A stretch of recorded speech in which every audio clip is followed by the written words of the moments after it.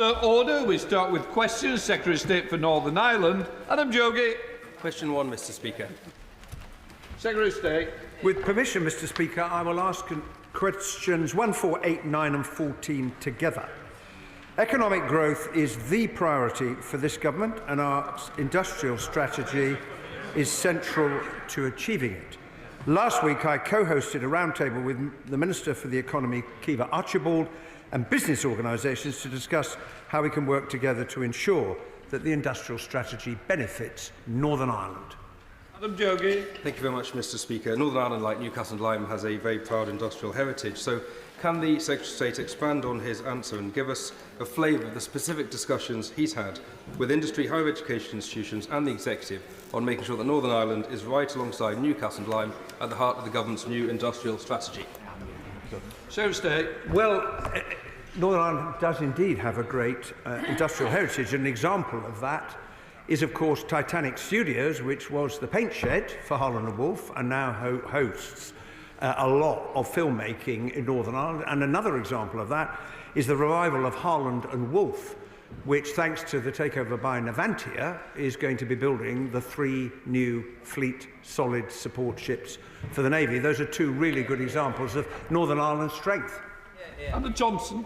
Thank you, Mr. Speaker. Does the Secretary of State agree with me that the UK industrial strategy is of deep importance to residents in Northern Ireland, as it is in Erewash, where we are currently in the process of redeveloping New Stanton Park to form a new industrial future from the rubble of our famous former ironworks? Secretary of State.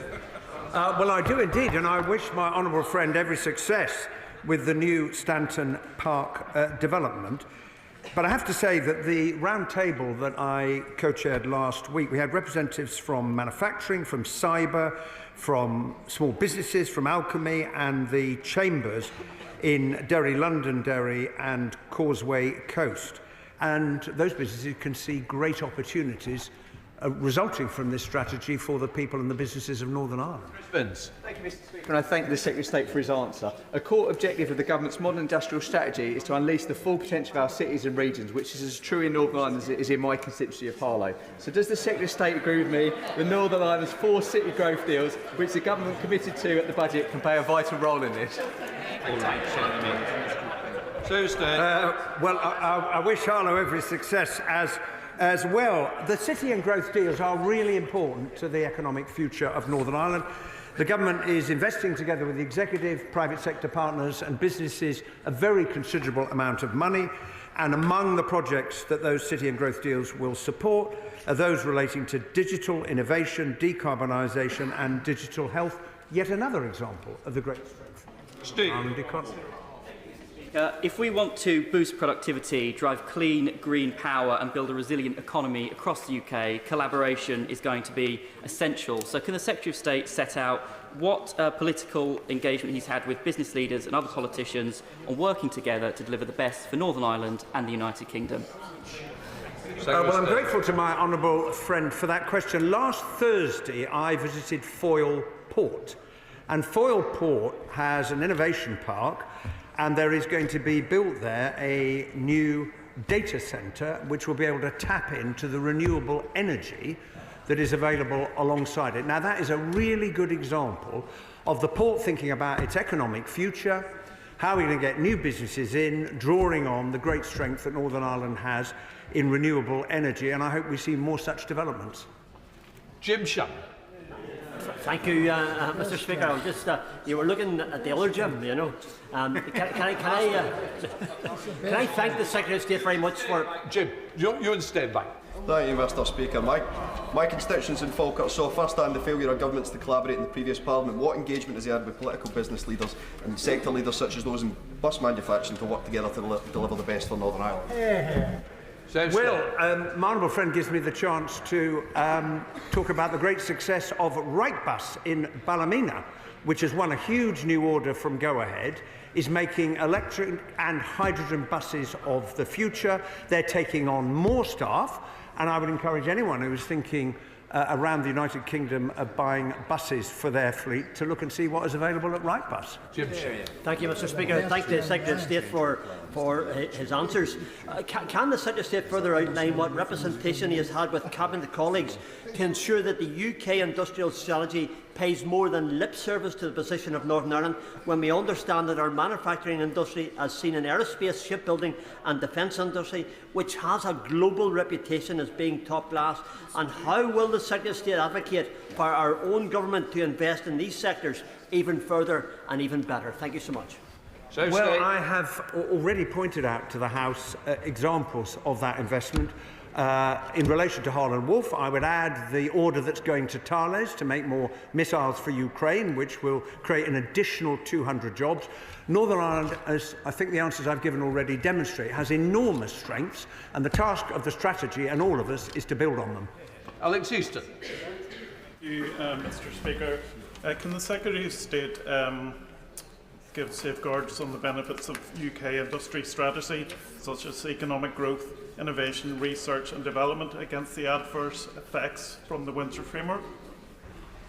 Well, the Windsor Framework is a necessity arising from our departure from the European Union, because you've got two trading entities with different rules and an open border. And some arrangement had to be put in place in order to manage that.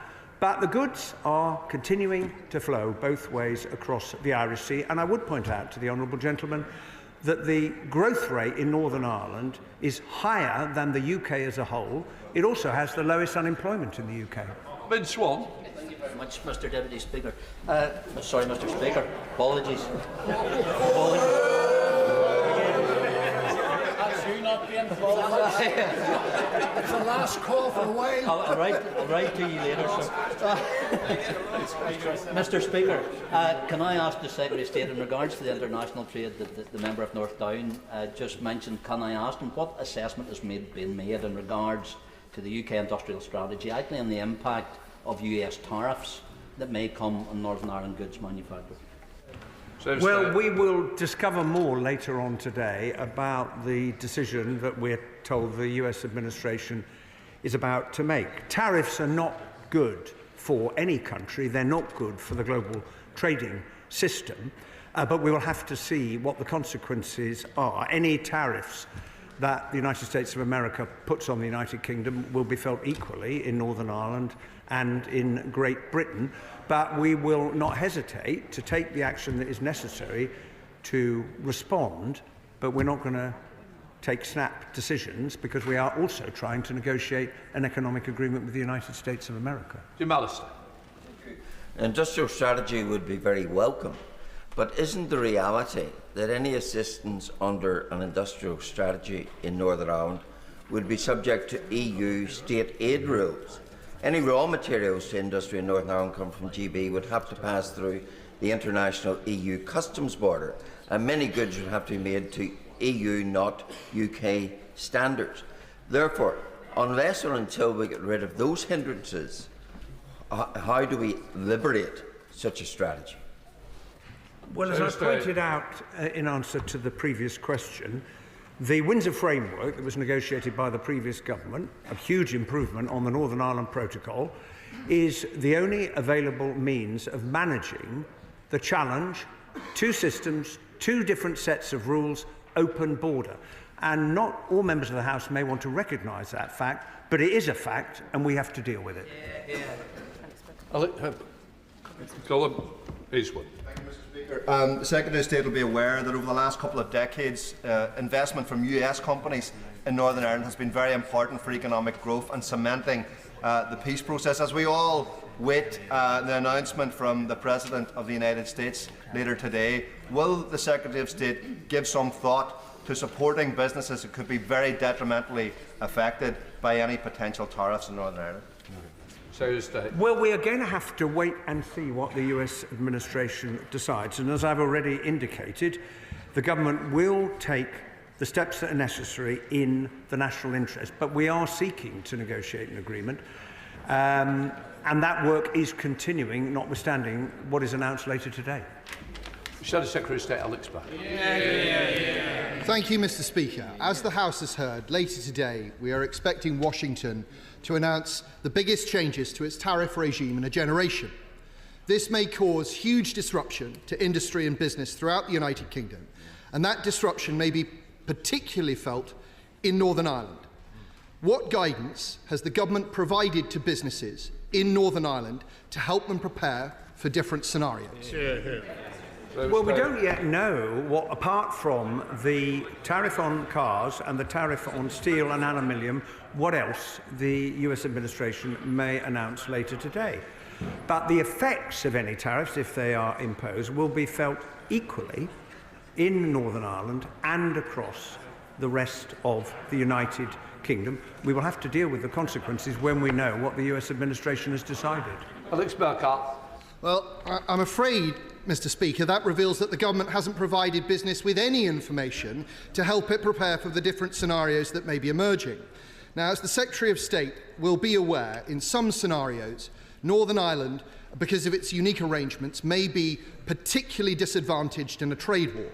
If that happens, will the Secretary of State confirm to the House that the government will be prepared to use Article 16 of the Windsor Framework to take unilateral safeguarding measures to protect businesses in GB and Northern Ireland?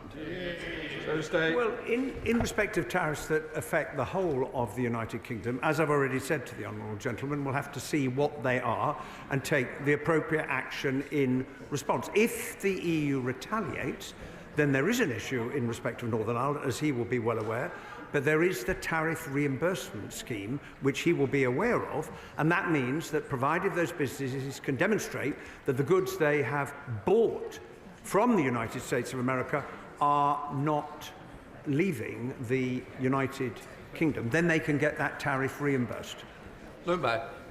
Question 2, Mr. Speaker. Secretary of State. With permission, Mr. Speaker, I will answer questions 2 and 10 together. The government's commitment to increase defence expenditure to 2.5% of GDP from April 2027 will provide an opportunity for defence companies in Northern Ireland to secure investment and create jobs.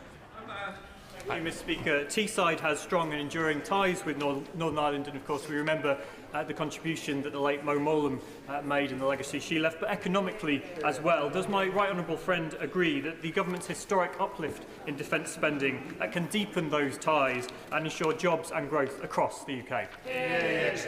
I do indeed agree with my honourable friend, because it is an opportunity for UK defence businesses, including in Northern Ireland, to take advantage of the increased defence expenditure. I've already indicated to the House Carlis and Harlan and Wolff where the government is investing in Northern Ireland already. Baxter. Thank you, Mr. Speaker. The UK defence industry supports hundreds of thousands of good jobs and represents UK manufacturing at its best. Can the Secretary of State outline what the government is doing to support the defence sector in Scotland and in Northern Ireland? Well, the most important thing we're doing, Mr. Speaker, is to increase defence expenditure, which will provide the opportunities I referred to a moment ago. I would also very much welcome the step that the Ministry of Defence has taken to announce a new hub for small and medium-sized enterprises so they can have better access to the defence supply chain, and the MOD has also committed to set by July this year a target for spending on SMEs. Robertson. Mr. Speaker, the Secretary of State may recall that 2 years ago I launched a report that highlighted Northern Ireland receives 1/5 of the UK average spend in relation to defence, and that incorporates the commitment for Harlan and Wolff, which I worked on and greatly welcome. I welcome the announcement of £1.6 billion of a contract for Talis, but does he accept that the last government committed to a thorough and thoughtful publication of how they would support continued growth within the Northern Ireland defence sector, and will he commit similarly to do so? Well, I'm grateful to the right honourable gentleman for his question. The Ministry of Defence have agreed to deliver precisely the safeguarding the Union commitment through their defence industrial strategy, which is going to look at how the UK's defence technological and industrial base can contribute to the government's growth mission, including in Northern Ireland. Gabby Robinson. Mr. Speaker, to the Secretary of State for that response. Today, this afternoon, this House of Commons will recognise 125 years of the Irish Guards as a British regiment. And so when we consider the capacity to arm those to defend us, should we not also continue our resolve to defend those who stand up for the values of this nation? In terms of legacy, will the Secretary of State commit to defend those who defended us? Secretary of State. I certainly will. And those who served in Operation Banner were protecting the people of Northern Ireland and standing up for the values of our country. And we've discussed that a great deal recently, and since I last had the opportunity to address the House, he will have seen the decision that the Ministry of Defence has taken to judicially review the Clonaux inquest verdict, a decision that I support. Lyndon. Over eager, Mr. Speaker. Number 3, please. Minister. Great British Energy will operate across the whole of the United Kingdom, helping to reduce our reliance on imported gas and bring down energy bills. UK ministers and GB Energy will work with the Northern Ireland Department of the Economy to explore opportunities to increase clean energy deployment by 2030, starting with £1.6 million of funding to the Executive for sustainable energy.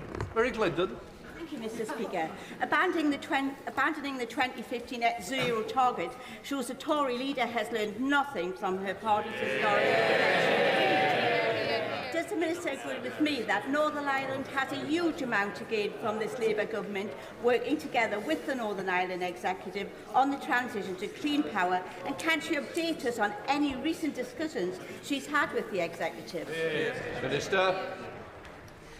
The Conservatives' energy policy for the last 14 years and now fails to bring down bills, is still relying on expensive oil and gas, fails to invest in green jobs and fails future generations on climate change. But this government is investing in the new technologies we need. 2 weeks ago, I was delighted to join the UK Minister for Energy Security and Net Zero at Ulster University to see their cutting-edge renewable energy and solar panel development and the benefits that the clean energy transition can bring to Northern Ireland, and I'm also working with the Executive on this. Samuel Wilson. Thank you, Mr. Speaker. In pursuit of the unrealistic and costly net zero policies of this government, the government has committed billions of pounds to carbon capture, has guaranteed long-term prices to renewable energy sources, which has added to consumer bills, and set up GB Energy, a costly quango. One project which is likely to apply to GB Energy is the massive wind farm which is being proposed off the coast of Northern Ireland, adjacent to the World Heritage Site of the Giant's Causeway, a major tourist attraction in Northern Ireland. Will the Minister commit to ensuring that GB Energy does not support a project which would have a detrimental effect on our tourist industry? Minister. Where wind farms are positioned will be subject to the normal planning processes, but the wind farm and solar power offers huge opportunities to Northern Ireland. Net zero is the future, reliance on expensive oil and gas is the past. These bills will come down and jobs will grow with the new technologies that we can bring forward. Sarah Bull. Question number 5, Mr. Speaker. The record £18.2 billion funding settlement for 25-26 will provide Northern Ireland with funding in line with its independently assessed level of need, and it is now for the Executive to decide how this funding is spent. Sir Bull. Thank you, Mr. Speaker. The Royal College of GPs in Northern Ireland has said that the hike in national insurance contributions will be catastrophic for GP surgeries. So with many practices teetering on the edge, why are the ministers not doing more to support and talk to their colleagues in the Treasury? Well, I point out to the honourable member that the last government left. Well, no, however much they may deny it, the last government left a fiscal black hole that had to be filled, and the increase in expenditure that resulted from the autumn budget is helping to fund, in part, the record settlement that the Northern Ireland Executive has got for 25-26. Chair of the Select Committee, Tony Antoniazzi. Thank you, Mr Speaker. The Northern Ireland Select Committee is soon to publish its first report to the House on the funding of public services.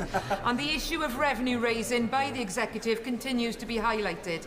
What conversations is he having with the Executive to help deliver longer-term financial sustainability in Northern Ireland? Well, I have regular discussions with the Executive about the financial situation and their plans. The truth is very simple. All governments around the world, including the Northern Ireland Executive, have choices to make with the resources they've got available as to whether they seek to raise revenue to fund more things, including further investment in health. Those are choices for the Executive to make, but if they don't make those choices, they have less funds than would otherwise be available to them. Liberal Democrat spokesperson, Dr Al Pinkerton. Thank you, Mr Speaker. Yesterday, Belfast Chamber, which represents 600 businesses, warned that many Northern Irish businesses are being forced to freeze growth plans, halt recruitment, and in some cases cut jobs to absorb rising costs as a consequence of rising employer national insurance contributions, due to take effect in just 4 days. So can I ask the Secretary of State, what impact assessment has the Northern Ireland Office made regarding the impact of those tax rises on SMEs? And also, what practical discussions is the Secretary of State having with the Northern Ireland Executive to support SMEs, which are the future of Northern Ireland's growth? Well, of course, the increase in employers' national insurance is going to be difficult for some firms. That is clearly the case. But, as I said, the Northern Ireland economy has the fastest rate of growth, growing faster than the rest of the United Kingdom. It has low unemployment. And the rest of questions today has highlighted the huge areas of potential that the Northern Ireland economy has to continue to grow and to create new jobs and new businesses. Minister Mike Wood. Thank you, Mr Speaker. The Northern Ireland Farming Minister estimates that 3/4 of dairy farms in Northern Ireland could be hit by inheritance tax following the Chancellor's disastrous changes. Given the particularly high cost of agricultural land compared to farming incomes in Northern Ireland, does the Secretary of State recognise that the budget is a direct threat to family farms and thousands of livelihoods across Northern Ireland? Well, I would say that the figures that the Honourable Gentleman has just referred to do not reflect the assessment that the Treasury has made about the number of farms that will be affected, which is based on claims that were submitted in the past. I understand the concern that the farming industry has got, but the Treasury is very clear, one, that it will not hit a majority of farms, and two, we have to do something about very big landowners who buy a lot of land in order to avoid inheritance tax. Never. Jenny Riddle-Carpenter. Number 6, please, Mr Speaker. Thank you, Mr Speaker. Public sector reform is a priority for this government, and I very regularly meet with Northern Ireland executive ministers. I very regularly meet with Northern Ireland executive ministers, unions and public service providers. Most recently, the government and executive agreed £129 million of funding for public service transformation for health, special educational needs, justice and wastewater. Jerry Riddle-Carpenter. Thank you, Mr Speaker. I welcome what the Minister has said about public service reform being a shared challenge. Does she agree with me that it's in the interest of patients and people in Northern Ireland and in England for the Executive and the Government to share knowledge and best practice about what works? Minister. I absolutely agree. This issue of public service transformation is not just about funding, it's about how to spend the money that the Northern Ireland Executive has got with the record £18.2 billion settlement. Health is devolved, but we work together to share best practice, expertise, as well as agreeing £61 million of funding recently for multidisciplinary teams in GP surgeries. We need jointly to create an NHS fit for the future and to work together to do that, and I'll be meeting with the Health Minister again in Northern Ireland this week. Mr Speaker, any future discussions that she will have with Northern Ireland ministers about the reform of the public sector, will she ensure that it includes the need for many parts of that public sector to ensure that their employment practices and procedures result in workforces that are more broadly representative of the working age population, as the unionist community in many sectors are underrepresented and have been in the public sector for many years. Minister.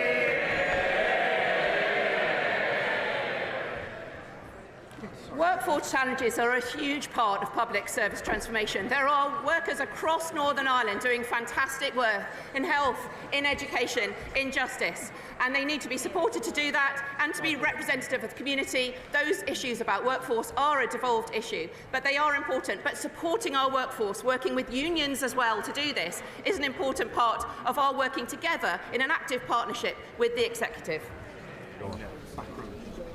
Before we come to Prime Minister's questions, I wish to inform the House about my recent trip to Ukraine. It was at the invitation of Ruslan Stefanchuk, chairman of the Rada in Ukraine.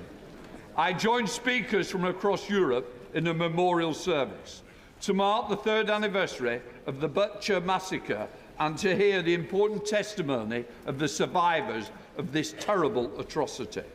I also delivered a speech at the Bucha summit, which was opened by the President of Ukraine, and took with me specific cross-party messages of solidarity from the House of Commons, the Prime Minister, the Leader of the Opposition and the Leader of the Liberal Democrats. The appreciation felt by the people of Ukraine at the support offered by this House, the people of the United Kingdom, should not be underestimated. Indeed, his nightly address on Monday, President Zelensky explicitly expressed his thanks to the United Kingdom for the support provided to them. Order, order. We now come to Prime Minister's questions. John Grady. Question number 1, please, Mr. Speaker. Prime Minister. Mr. Speaker, just picking up on your comments, can I say that on Monday night I spoke to President Zelensky and he wanted me to pass on to you his thanks for attending in Ukraine, particularly on the 3rd anniversary of the massacre at Bucha, which I've been to Bucha. It's a terrible, terrible 3rd anniversary, so I pass on those thanks. Mr. Speaker, we've been preparing for all eventualities ahead of the confirmation of US tariffs later today. Let me be clear with the House. A trade war is in nobody's interests, and the country deserves, and we will take, a calm, pragmatic approach. That's why constructive talks are progressing to agree a wider economic prosperity deal with the US. That's why we're working with all industries and sectors likely to be impacted.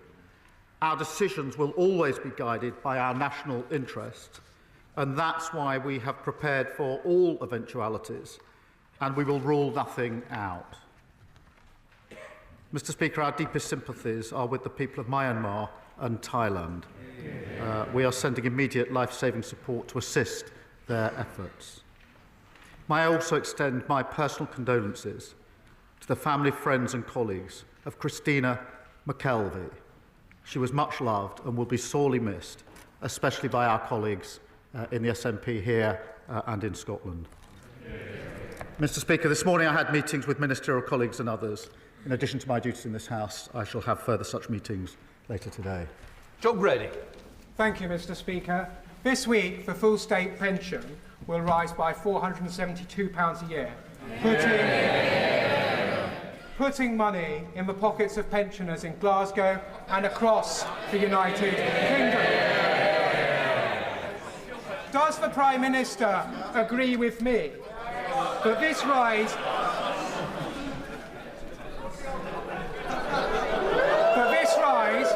is only possible because of Labour's plan for change and our commitment to the triple lock? Well, he's absolutely right. We can commit to the triple lock because we've restored stability after they crashed the economy. And that means, Mr. Speaker, next week 12 million pensioners will receive up to £470 more. That's an extra £1,900 over this Parliament, including 1 million pensioners in Scotland. And the contrast couldn't be clearer. The Shadow Chancellor called the triple lock unsustainable, and the Leader of the Opposition wants to means test the state pension so that she can cut it. Leader of the Opposition, Kemi Badenoch. Mr. Speaker, the triple lock was a Conservative policy. Rather than...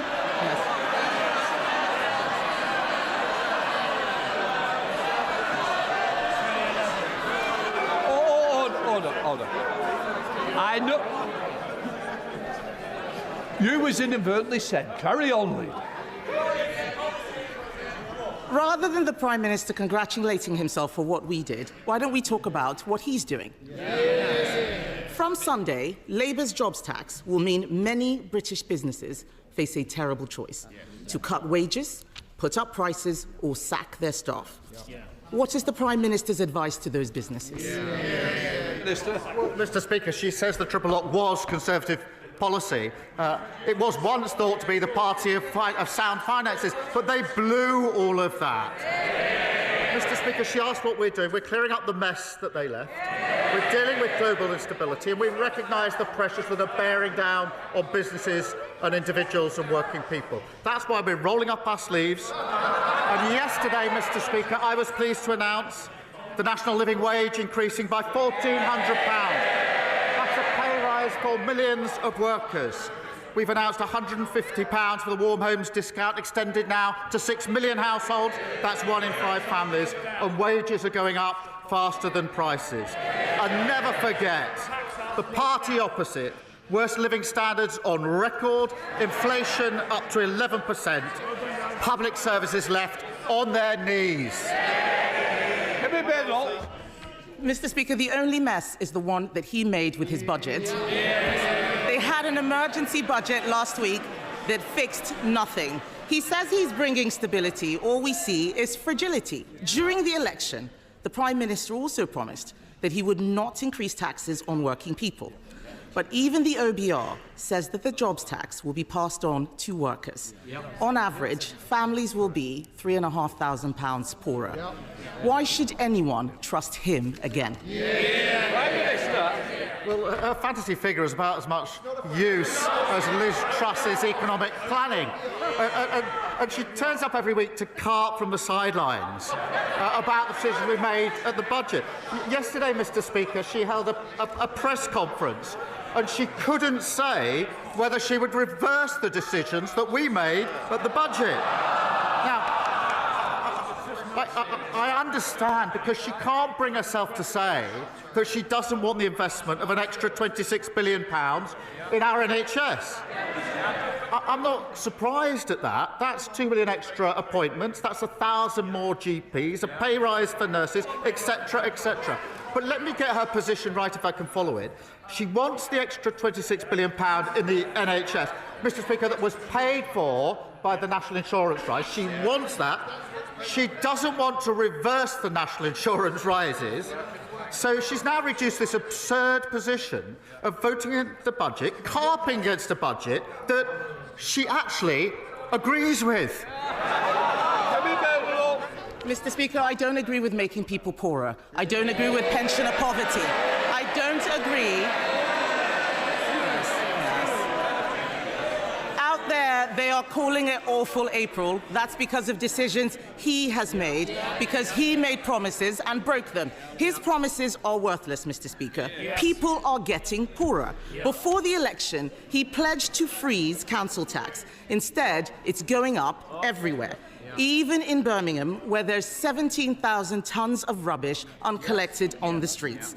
Does the Prime Minister regret promising the British people he would freeze their council tax when he has so obviously failed? Prime Minister. Well, I have to ask, if she doesn't want people poorer, why didn't she resign when she was in government? Mr. Speaker, the last government put up council tax for 12 years in a row. She, I think, was actually Minister for Council Tax.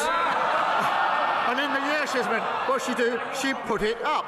And even now, the Conservatives' own Local Government Association manifesto, so currently their position, page 9, we asked the government to remove the caps on council tax.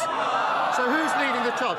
Hampshire County Council, they wanted a 15% hike, we said no. Slough Council wanted a hike, we said no. Windsor and Maidenhead was Tory, now Lib Dem. They wanted to hike and we said no. And it's no surprise that council tax is £300 cheaper under Labour councils than under Tory councils. Kemi Badenoch. Mr. Speaker, he doesn't want to talk about Birmingham, and that's because he knows the situation. So I'll say it again. 17,000 tonnes of rubbish on Birmingham streets. Yeah. Normally, a state of emergency is called for natural disasters, not Labour ones. Yeah. His policies have left our economy dangerously fragile. The Chancellor, once again, left herself no room for manoeuvre. Economic experts, real economists, say she will either have to break her fiscal rules or put up taxes. Which will it be? Prime Minister. I think she must have picked up the script she was using a few weeks ago. Because it was only then she was saying, in the spring statement, you're going to put up taxes. But look, Mr. Speaker, in relation to the situation in Birmingham, it is completely unacceptable. I fully support the Council in declaring it a major incident to resolve the situation, and we'll put in whatever additional support is needed. But when the party opposite was in government, we lost more days to strike action than in any year since the 1980s. NHS workers were on the picket line, not on the front line, and that sent waiting lists through the roof, so we'll take no lectures on industrial harmony from them. Mr. Speaker, the whole House would have heard that he didn't say whether or not he could keep his fiscal rules. That means that it's either that or putting up taxes. 9 months ago, we left Labour the fastest growing economy in the G7. We did. And I remember watching his MPs laughing at their first destructive budget. They've had another one that has made our economy dangerously vulnerable. The Bank of England says his policies have pushed up the cost of living for families. Does he disagree with the bank, or does he accept his policies mean higher bills? Prime Minister. Mr. Speaker, she must be the only person left in the country who actually thinks they did well on the economy when they were in power. That was what was tested at the last election. Living standards, the worst on record. Inflation, 11% it soared up to. The NHS on its knees. Oh, Mr. Speaker, she's so obsessed with talking down the country that she's not read the OBR forecast properly. Growth up in 2026, 2077 up, 2028 up, 2029 up. And thanks to our planning reforms, the largest growth measure the OBR have ever costed. And what did the Tories do when the bill came before Parliament? They abstained. Well, you don't grow the economy or build houses by yourself. They're the same old party. They haven't changed. Nothing's new. Mr. Speaker, he talks about inflation. We left it at 2%. It is now twice what the OBR forecast when we were in government.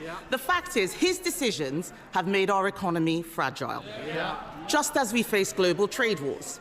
In November, I urged him to seize the draft US trade deal Conservatives negotiated. Instead, Mr. Speaker, he lost our most experienced trade negotiator. It's no wonder he can't get a tariff deal for British cars.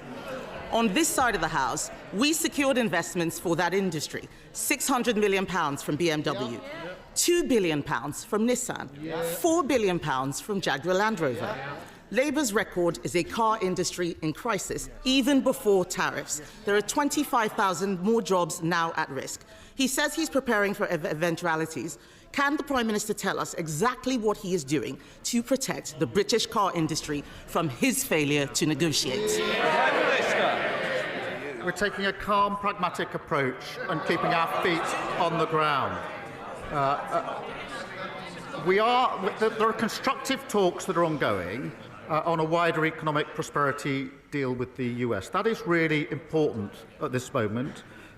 We are working with all sectors that are likely to be impacted, and we're guided by our national interest at all times. And that's why we've said we won't rule anything out. But it is important at a moment like this that we don't have knee-jerk reactions, that we are actually cool-headed about this, and that's why we won't rule anything out. But she must be. She's the Trade Secretary. She was the Trade Secretary, Mr. Speaker, who failed to get a trade deal with the US. Mr. Speaker, today the Trump administration will announce new tariffs that will hurt working people in the US and around the world. Would the Prime Minister agree with me that at a time when big tech has grown fat by corrupting our politics and preying on young people, that the wrong approach would be to pander to his bullying tactics and to tech millionaires in his imperial court by cutting the digital services tax? Can he assure the public that the poorest won't get cuts while the richest get a free ride? Prime Minister. Well, I thank her for raising this. It is an important issue, and there are issues in relation to Northern Ireland in particular that we have to deal with very carefully. We will, Mr. Speaker, always put the national interest first, and that's why I'm pleased that talks are ongoing and they're constructive talks. I do believe that a trade war is in nobody's interest, and all of the sectors and industries impacted are of the same view. So we'll continue to make that progress in the national interest. The Leader of the Liberal Democrats, Sir Ed Davey. Thank you, Mr. Speaker. Can I associate myself with the earlier remarks of the Prime Minister, particularly about Myanmar and Thailand? And can I support the aid that is going and hope that despite the budget cuts we can be as generous as possible because of the humanitarian crisis there? Mr. Speaker, the Prime Minister has shown commendable leadership over Ukraine with his plan for a military coalition of the willing against Putin. Will he now provide similar leadership with an economic coalition of the willing against Trump's tariffs for free trade so we can avoid a global trade war and a global recession? Prime Minister. Mr. Speaker, I think every week he tries to tempt me to make what I think is a false choice between our relationship with the US and our relationship with other countries, particularly Europe. I think that's the wrong choice on defence, on security and intelligence, for reasons that we've rehearsed across this chamber. I also think it's wrong on trade and the economy. We have a good deal of trade, a balanced trade relationship with the US, and I believe that our interests are best served by calmly trying to secure a deal which is in our national interest, whilst at the same time preparing and leaving all options on the table. Sir Ed Davey. Minister's reply. I hope he is able to cut a deal, but I increasingly fear that the deal won't be good enough to avoid a global trade war. That's why I think one of the options must be to work with our European allies, our Commonwealth allies and others, because if we don't tackle Trump's tariffs, we could be saying goodbye to free trade for a generation. Mr. Speaker, if I may turn to a domestic matter now. 3 years ago, the American private equity firm KKR bought a 25% stake in Northumbrian Water. Since then, people across the North East have seen their water bills soar, whilst in last year alone, Northumbrian Water has dumped nearly 1 million tonnes of raw sewage into Durham's Whitburn Coast Conservation Area. KKR are now poised to buy into Thames Water because ministers have ruled out a special administration regime. Can the Prime Minister guarantee that Thames Water will not be allowed to repeat the same trick of putting up bills and dumping raw sewage at the same time? They allowed it, he shouldn't. Mr. Speaker, in relation to his comments at the beginning of the question, I really do think it's not sensible to say the first response should be to jump in to a trade war with the US. That cannot be the first response of the United Kingdom, and I will resist his urgings to do that. In relation to water, he's absolutely right to point out the appalling record on water of the party opposite, just like your record on everything was appalling, and that's why I'm really pleased that we've passed the Water Act already to take the necessary measures, but we will go further. Deputy. Yesterday, the Work and Pension Select Committee visited Manchester, where we saw the power of devolution in action, in this case helping people find work. So with just 5 percentage points separating Labour and Conservative last time, does the Prime Minister agree that to get the maximum advantage from Labour's devolution offer, the West of England needs an ambitious Labour mayor in Helen Godwin for more jobs, to fix our buses and to get the homes we need built? I believe it's best for communities when their leaders have skin in the game. Helen Godwin grew up in Stapleton, went to college in Filton, and has a great record fighting for the community where she's raising her family. Mr. Speaker, our plan for change has delivered record funding for the West of England. That's more money for better buses, for potholes, and getting young people into work. That's the difference a Labour mayor working with a Labour government delivers for the West of England. Thank you, Mr. Speaker. The Prime Minister will know that many in the House will be assuaged by his suggestion that he will act in the national interest in relation to tariffs. But most won't have considered that in acting in the national interest, what occurs in Northern Ireland is no longer solely in his control. He knows that exports from Northern Ireland are UK exports, rightly so. Yet imports to Northern Ireland could lay at the consequence of EU retaliatory action. In keeping all of his options open, now we have to live in a world with the consequences of the last government with his support. Will he indicate that he is prepared to take steps to either exempt Northern Ireland from EU action or take retaliatory action if they do not? Prime Minister. Can I thank him for raising this issue, which is of real importance to his constituents and everybody in Northern Ireland. It is a very serious issue. That's why we need to be calm and pragmatic. And I think that's what workers and businesses in Northern Ireland would want to see from this government at a time like this. We are, as he would expect, looking carefully at the details of any retaliatory tariffs announced by the EU, if they are, and what impact they might have on businesses. As he knows, where goods do not enter the EU, then businesses can claim a full reimbursement of any EU duties paid. But I reassure in the interests of Northern Ireland at the forefront of our decisions, and he may want to know that this morning the Business Secretary spoke to the Northern Ireland Executive because this is a serious issue and we need to work together to resolve it in the interests of everybody in Northern Ireland. Mike Tapp. Thank you, Mr. Speaker. While the last government resorted to damaging keyboard diplomacy, this government is leading, bringing 40 nations together this week to tackle illegal immigration. Like the Prime Minister, I've seen firsthand how counter-terror powers can disrupt threats before lives are lost. That same approach is essential in dismantling the smuggling networks, Mr. Speaker. Does he agree? It's time the Conservatives and Reform dropped the posturing, put national security first and backed our borders bill. Well, I mean, the party opposite tried an open borders experiment. We are now tackling illegal migration. They talked about flights, Mr. Speaker.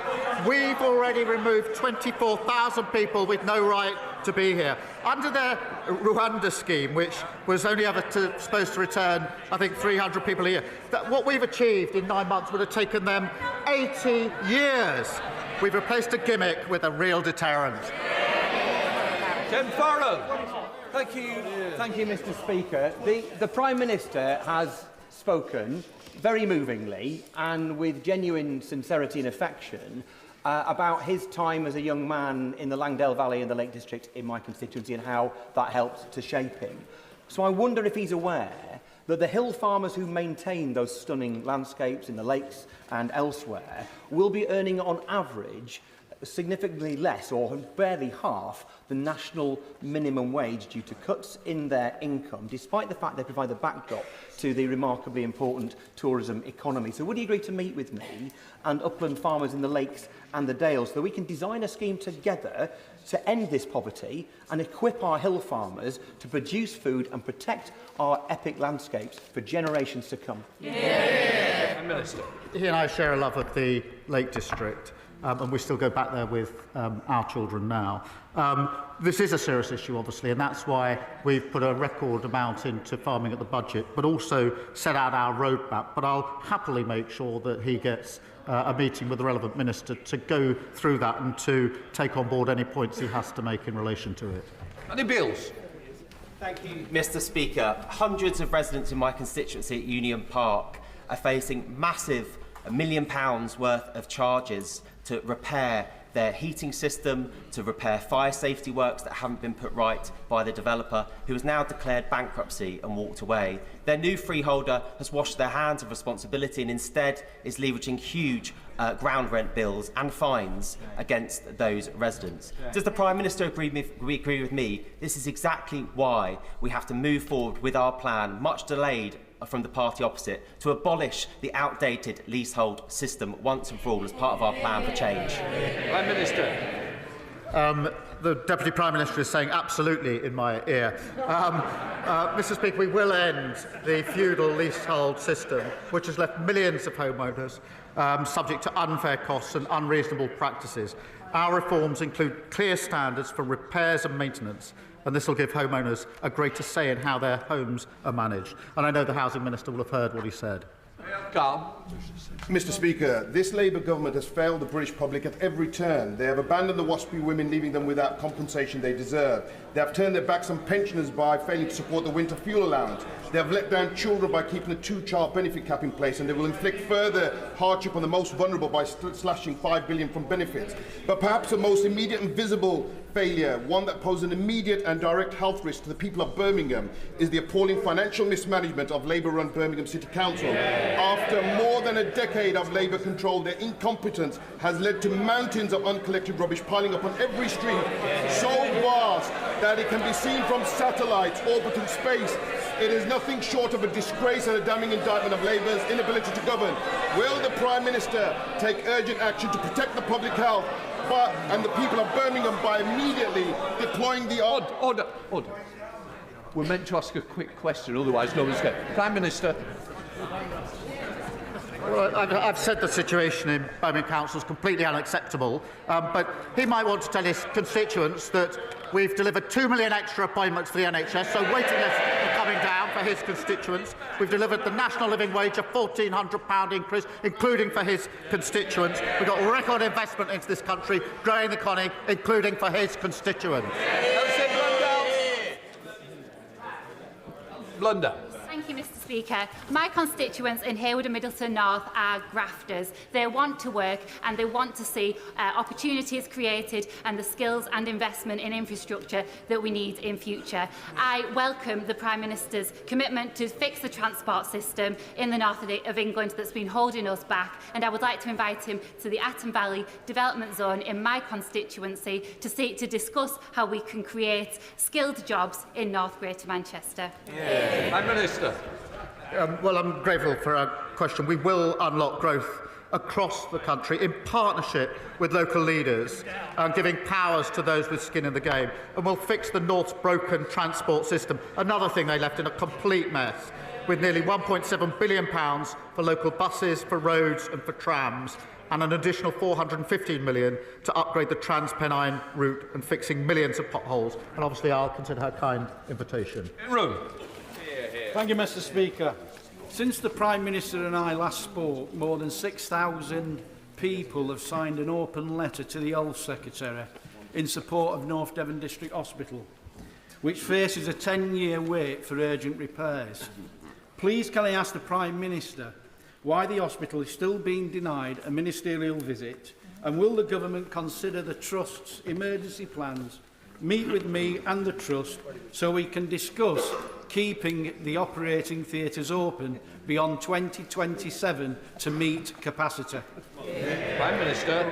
As in our previous exchange, obviously the unfunded promises, fancy promises of the party opposite, meant his hospital would never have been delivered.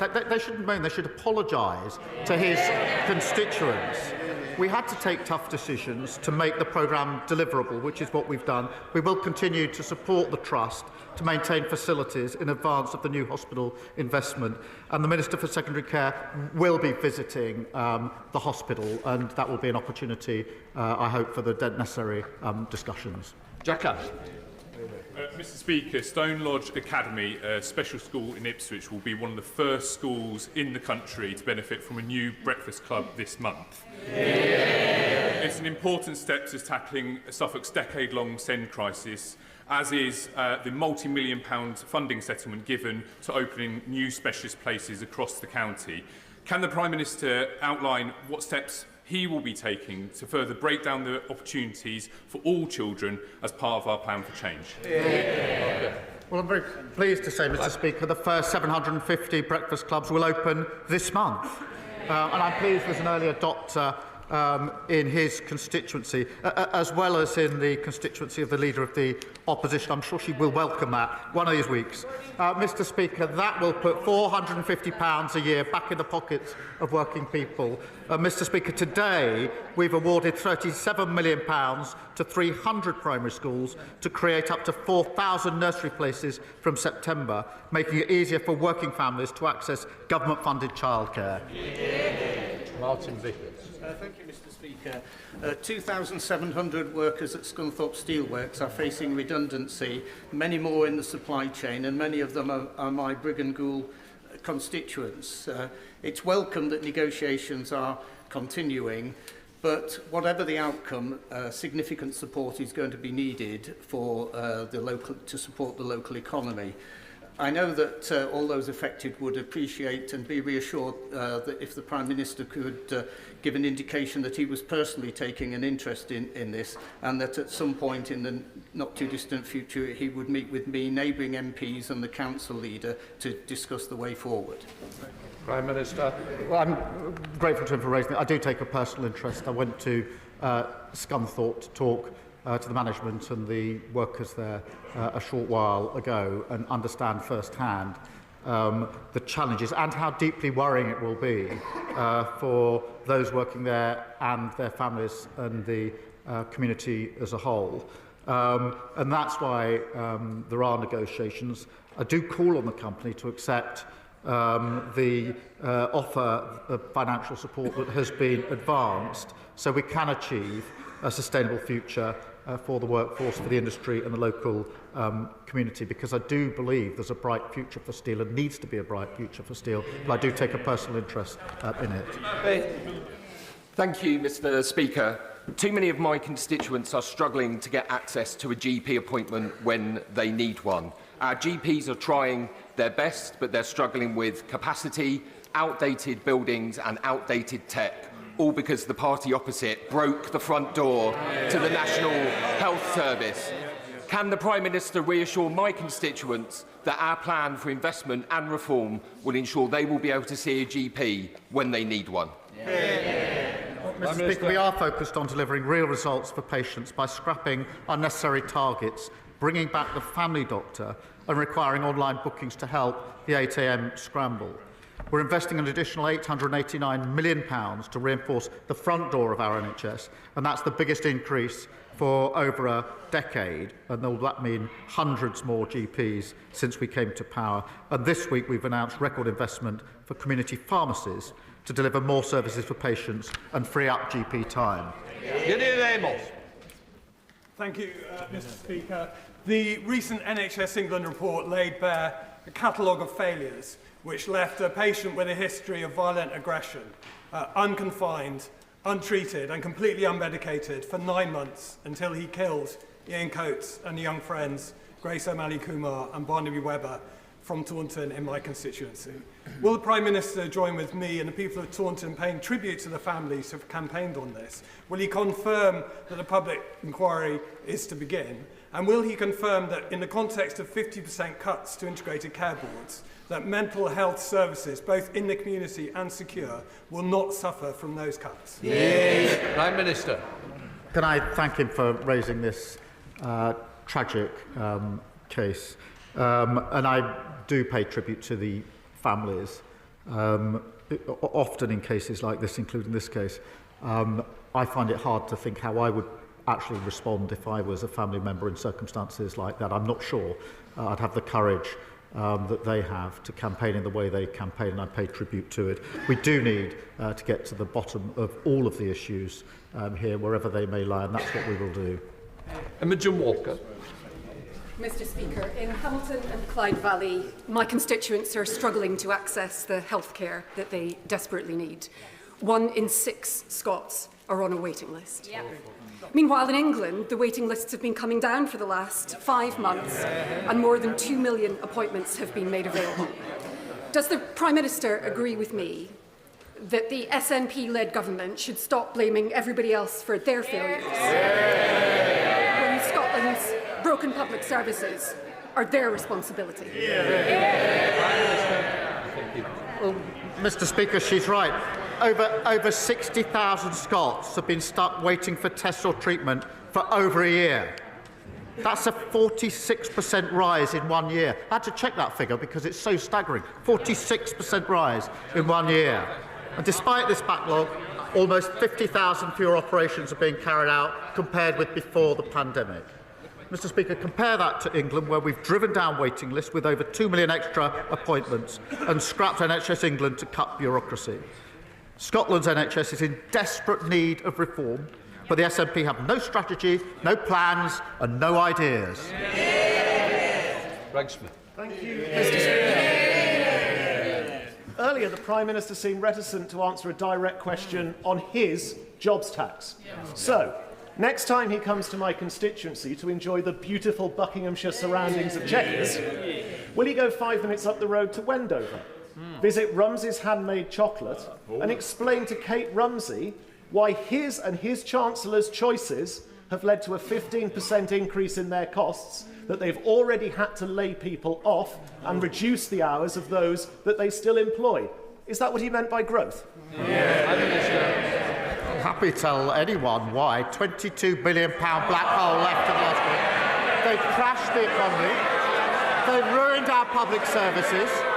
And as we mend that and rebuild the country, they carp from the sidelines. And even now, they can't bring themselves to say they don't want the investment. They can't bring them to say they'll reverse the decisions we've made. They actually agree with the decisions we've made because we're clearing up the mess that they left. Mr. Speaker, 1 year ago yesterday, my constituent James Henderson was killed with other aid workers from World Central Kitchen, taking humanitarian aid into Gaza. Jim's family have told me Jim would want confirmation from our government that we're taking all conceivable steps to make sure that aid, power and supplies are safely returned to Gaza. Could the PM confirm he's doing all he can to ensure this? And could the Prime Minister also confirm he will continue to push for a full investigation to be completed into the deaths of Jim and the other British WCK workers, and for appropriate action to be taken? Prime Minister. Well, I thank you for raising this appalling incident, and our thoughts remain with the families of Jim, of John Chapman and James Kirby. The attacks on aid workers, Mr. Speaker, are never justified. The families do deserve justice. We're pressing the Israeli government to accelerate their investigation, including whether criminal proceedings should be initiated. Can I also say Israel must stop blocking aid into Gaza? Hostages must be released. I'll be able to have an urgent resumption of the ceasefire. Final question, Alberta Costa. Thank you, Mr. Speaker. Double child rapist and murderer Colin Pitchfork is up for parole for the 5th time. Now, I know the Prime Minister doesn't have any direct control, nor should he, over the parole board, but he does have a view. As I've asked all his predecessors, I now put the question to him. Does he agree with me that men who brutally rape and strangle to death young women should, as a matter of principle, spend most of their natural life in prison? Prime Minister. I'm grateful to him for raising this appalling case, and I absolutely agree with him that there must be maximum penalties for anyone falling into that category. I've seen many of these cases for myself firsthand when I was prosecutor for 5 years, working with the police on really terrible cases, and know the impact that it has on victims. I thank him for raising it. That completes Prime Minister's questions. We'll let from benches change on. Right.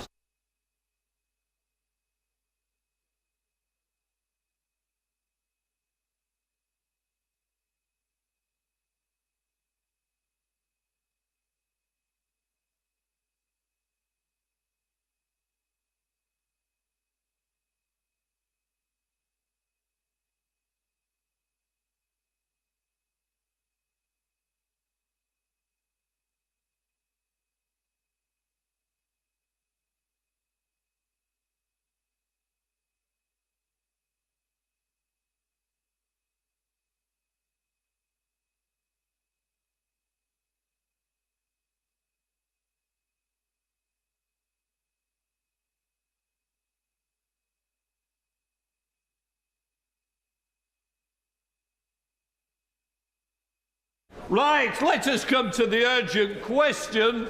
Dame Priti Patel. Thank you, Mr. Speaker. To ask the Secretary of State for Foreign, Commonwealth and Development Affairs if he'd make a statement on the status of the negotiations surrounding the future sovereignty of the British Indian Ocean Territory. Minister.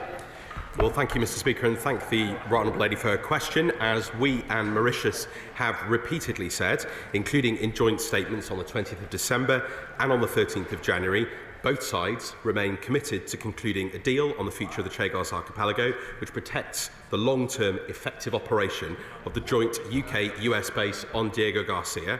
We are now working with Mauritius to finalise the agreement, and while it is in everybody's interest to progress the deal quickly, we have never put an exact date on it, and we do not intend to do so now.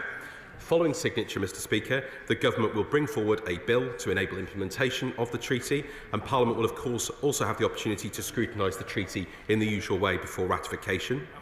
Can I repeat, Mr. Speaker? The Government inherited a situation where the long-term future of the military base was under threat. This deal is rooted in a rational and hard-headed determination to protect UK security and that of our allies. It will protect the base on Diego Garcia and cement UK and US presence in the Indo-Pacific for generations to come. Shadow Foreign Secretary Dame Priti Patel. Thank you, Mr. Speaker, for granting this urgent question, because it is incredibly disappointing that only a day after oral questions yesterday, ministers have to be hauled back to the House to explain themselves as to what's going on. Because yesterday at lunchtime, Downing Street briefed out the agreement to give away the Chagos Islands and pay for the privilege is now being finalised between the UK and Mauritius, which was not said in this House yesterday. The Prime Minister of Mauritius has also issued a public statement confirming this. Despite being interrogated on this botched deal yesterday in this chambers, ministers gave no indication of this very significant and material development. And we are still completely in the dark about the fundamental questions of this enormous importance. How many billions of hard-pressed taxpayers' British money will be expected to fork out to lease back the territory we already own? Just as vulnerable pensioners are having their winter fuel payments ripped away and family farms and businesses are being punished with new taxes because of this Labour government, what safeguards will be in place to protect the military base on Diego Garcia from other states, Mr. Speaker, who may try and establish a foothold on the archipelago? Ministers have so far refused to even publish a map of the buffer zone. What happens to the vitally important military base on Diego Garcia at the end of the treaty? What kind of sovereign rights, if any, will we be able to exercise over Diego Garcia in the meantime? The Prime Minister of Mauritius says he forced changes to exercise sovereign rights and get the lease extension arrangements changed. So will the Minister finally confirm that his account is correct?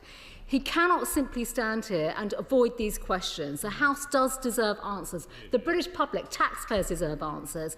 Put simply, Mr. Speaker, the British Indian Ocean Territory should remain British, but Labour have prioritised appeasing the whims of left-wing lawyers and activists rather than standing up for our national interests. It's high time this deal was ditched. And finally, Mr. Speaker, there have been reports of implied military threats to the Chagos Islands. They may laugh over this issue, but it's fundamental to the security of our country. A British sovereign territory from the regime in Tehran. Tehran, the Iranian regime, has threatened this base and the important military threats that they are now purporting. We understand in response to reports of an unusual build-up of American bomber aircraft and equipment, Mr. Speaker, carrying aircraft at the joint UK military base on Diego Garcia. This is very serious. Clearly, we need to take these threats seriously, and we welcome clarity on what the Foreign Office is doing on the diplomatic response on this issue. Minister. Well, thank you, Mr. Speaker. And I do have to say to the Right Honourable Lady that in terms of parliamentary accountability, I think I've answered no less than 5 urgent questions in the last 6 months. I have answered, I think, 130 written questions to the Honourable Lady and her colleagues. We discussed it twice at Foreign, Commonwealth and Development Questions yesterday, and as I've repeatedly said, when the details of the treaty are finalised, they will be presented to this House. there will be full scrutiny in the usual way, and I've explained today that a bill will be put forward to put into practice the important aspects that require legislative change. There will, of course, be full debate, and as it should in this House, Mr. Speaker. I simply reject the premise of much of what her question was based on. As I've said repeatedly, if there was not a problem here, why did her government, which she was part of, start negotiations and go through 11 rounds, Mr. Speaker? There is a significant challenge here. This deal is paramount for our national security. We won't scrimp on our security, and it is important that it is put into place, and that has been recognised by all the parties. Now, Mr. Speaker, we will only agree a deal that's in the UK's best interests and protect our national security. And she asked importantly about the security provisions to protect the base, and these will include full UK control over Diego Garcia, including control over the electromagnetic spectrum and unrestricted access to and the use of the base. It will include a buffer zone around Diego Garcia in which nothing can be built or put in place without our consent. There will be a robust mechanism and review process to ensure no activity in the Outer Islands, Mr. Speaker, can impinge upon base operations. And indeed, Mr. Speaker, there will be a prohibition on the presence of foreign security forces on the Outer Islands, either civilian or military. And of course, the full details, as the Prime Minister has said, will be set out when the treaty is laid before Parliament, and that will include costs. Now, we will not scrimp on security, Mr. Speaker. She asked an important question in relation to Iran, and she will understand that for operational reasons and as a matter of policy, we do not offer comment or information relating to foreign nations' military aircraft movements or operations. And the UK, in close cooperation with our allies in the United States, closely monitor the security environment in the Indian Ocean region in order to identify and mitigate any potential threats to the base on Diego Garcia. Thank you, Mr. Speaker. I share the Minister's bafflement at the opposition's utter obsession with this issue. So, could the Minister confirm that under this agreement, the vital US-UK military base and its operations will be completely unaltered? Minister. Mr. Speaker, I share my honourable friend's bafflement at this. With so many issues going on in the world, I do question the number of times that this has been raised, and we've answered all those questions that I set out before. Mr. Speaker, we welcome the fact that the United States recognise the strength of this deal. It is rooted in a rational and hard-headed determination to protect UK security and that of our allies. On one side, it will protect the base on Diego Garcia, which was under threat, and cement the UK and United States presence in the Indo-Pacific. Helen Maguire, Liberal Democrat spokesperson. Thank you, Mr. Speaker. Following yesterday's intervention by President Trump, it appears that the White House has the final say over the future of sovereign British territory. Meanwhile, the Chagosians continue to be ignored. The process of securing this deal has been shambolic. Chagosians have been denied their right to a say, and it's shameful how they have been treated. Will the Minister confirm whether there are any plans to ensure the Chagosians are finally included in discussions at this 11th hour in the negotiations? Hard-working families around the country will rightly be questioning why the government seems to be willing to reportedly negotiate such significant payments to Mauritius at a time when winter fuel payments have been scrapped. The confected consternation of the Conservatives is also amusing. Given it was their Foreign Secretary that first signalled the UK's intention to secure an agreement. As the Minister has confirmed, the treaty must come before the House for scrutiny, especially given the importance to our national security. Can the Minister confirm when this will happen and that this House will have a vote on any final deal? Minister. Well, Mr. Speaker, it was absolutely right, as I've said on many occasions, that the new United States administration had a chance to consider this, and we welcome the fact that the United States recognise the strength of the deal, and you've heard the comments that have been made, and that's because it will fundamentally protect UK and US security interests. And I do have to remind the Honourable Lady that, of course, we have legal obligations with the United States in relation to the operation of that base, and it was only right that they were consulted and their full engagement in this process. She asked about the Chagosians. We deeply regret, as I've said many times, Mr Speaker, the way Chagosians were removed from the islands, but the negotiations were between the UK and Mauritius, with our priority being to secure the full operation of the base on Diego Garcia. However, we have worked hard to ensure this agreement reflects the importance of the islands to Chagosians. I've set out on a number of times in this House the mechanisms and the systems that will be in place to do that. And I think it's really important, Mr Speaker, to respect the many different views within the Chagosian community. There is not one settled view. For example, the Chagos Refugees Group, one of the largest Chagosian groups, has in fact welcomed the agreement. Ballinger. Can the Minister confirm that the confirmation of the legal status of the base at Diego Garcia will strengthen our influence in the Asia-Pacific and put us in a strong position to counter the influence of China? Well said, Alex. Mr Speaker, I absolutely can. Our national security and that of our allies has been the heart of this agreement.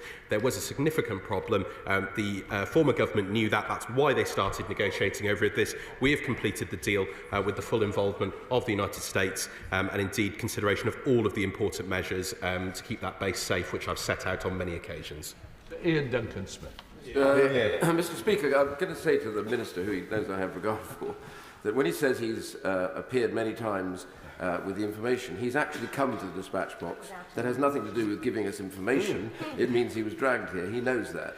So the question I really want to ask, which is the number one question, which is not in some of the detail that he gave out today, how much will taxpayers pay for this settlement, and out of which budget will it come? Is there a guarantee, and at no stage will it come from the defence budget increase? Well, as I said yesterday, Mr Speaker, a financial element over 99 years was crucial to protect the operation of such a vital base. We won't scrimp on our security, and once the treaty is signed, it will be put before the House for scrutiny before ratification in the usual way, and this will include costs. And he asks about where budgets are coming from. The terms of the treaty and the associated funding arrangements are still being finalised, and financial obligations, including departmental budgetary responsibilities, will of course be managed responsibly within the government's fiscal framework. Mr Speaker, does the Minister agree with me that it's vital the UK Government fulfils its obligations under international law? And does he recognise that the January 2021 binding judgment of the International Tribunal for the Law of the Sea, handed down under the Conservative government, found the UK's current administration, and I quote, constitutes a wrongful act and must be brought to an end as rapidly as possible?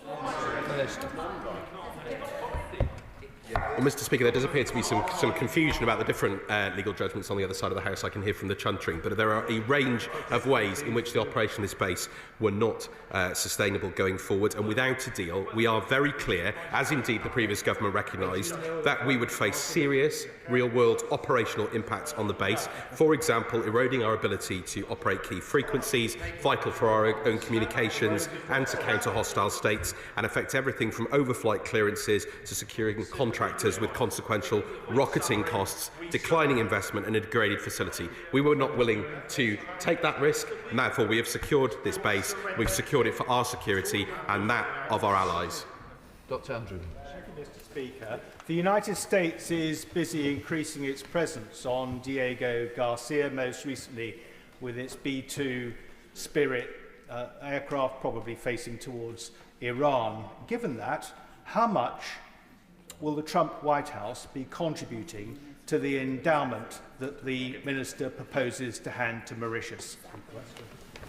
Minister. Mr Speaker, I've set out on a number of occasions, and I've just said again today, that when we present the treaty, we'll present the costs, we'll present the arrangements, and the House will have a chance to scrutinise those. But, Mr Speaker, we welcome the fact that the United States recognises the strength of this deal, and that's because it is rooted in a rational and hard-headed determination to protect our security, that of the United States, our presence in the Indo-Pacific. As I said before, I'm not going to get into operational discussions about matters at the base in relation to presence or not of aircraft. Louise Jones. Thank you, Mr Speaker. I'd like to thank the Minister and his team for their tireless efforts to secure the future of this vital base, which is exactly the right thing to do. Will he assure me that no less than the most robust of security provisions will be in place? I absolutely can assure of that fact, and that's been at the core of the detail of this arrangement. We will retain full control over Diego Garcia. We will have robust provisions to keep adversaries out, and that includes our unrestricted access to and use of the base for the United Kingdom and the United States, the buffer zone I mentioned, the comprehensive mechanism to prevent activity in the other islands threatening the base operations, and a ban on the presence of foreign security forces. Dr. Alpington. Thank you, Mr. Speaker. As with all inhabited British overseas territories, British sovereignty flows, in my opinion, from the self-determination of islanders and residents. And that is exactly the same with British Indian Ocean Territory. Even though the population are displaced, British sovereignty flows from Chagosians and their right to self-determination. So can I ask the Minister again, what efforts has he made to engage with the widest possible constituency of Chagosians? And will he give them a veto over whether this deal is acceptable to them?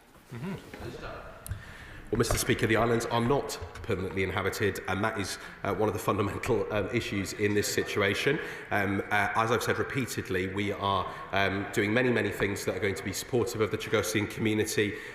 We have engaged with a number of different groups. There are a range of opinions. I think it's important that we recognise that. There are some who, of course, support this deal, and we continue to put the interest of the Chagosians at the heart of this agreement. And again, full details of that will be available in due course. Melvin Bailey. Thank you, Mr. Speaker. Yet again, the opposition is attempting to sow division between the UK and its allies, and indeed share our allies' sensitive operational information.